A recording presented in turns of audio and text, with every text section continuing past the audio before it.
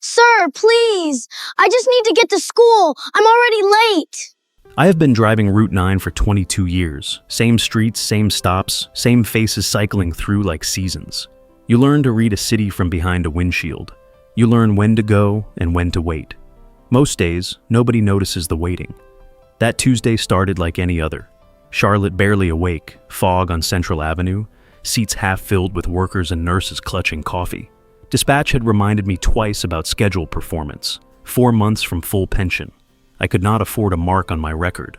I pulled from the third stop, then caught movement in the mirror. A woman in her 70s, 2 grocery bags, shuffling toward the closing door. I held it 25 extra seconds. Someone muttered behind me. I did not turn around. That is the thing about this job. You see people in the rawest version of their day.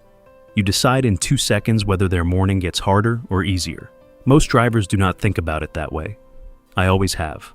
An hour in, a man in a gray suit stood from the back and walked toward me, calm, deliberate. He stopped just behind my seat and waited for a red light. Your name tag says R. Cole. Did you drive this route 22 years ago?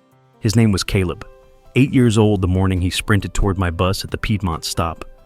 Backpack bouncing, shoes half tied, both arms waving, doors already closing.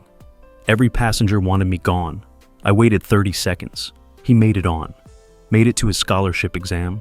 Passed. That exam changed everything that followed. I did not remember that morning specifically. I have waited for hundreds of kids. You do it because someone is running towards something they need. Caleb placed a card in my hand. Hargrove Transit Group, Chief Operating Officer. In Charlotte scouting expansion routes, he had ridden from the very first stop. He saw me hold the door for that elderly woman. He watched how I acknowledged every rider who stepped on. His company was building a driver training division, real field experience, not classroom theory. Someone who understood 30 seconds could redirect a life. Starting salary nearly double what I was earning. I kept my hands on the wheel. I never waited for kids thinking it would pay off. I waited because I remembered being a boy who needed someone to hold the door, and nobody did. That cost me something I never recovered. I made a quiet promise long ago that I would not be that closed door for someone else. You never know who is watching. But the real ones never needed anyone to watch. If someone held the door for you when it mattered most, drop a heart below. They deserve to know it still counts.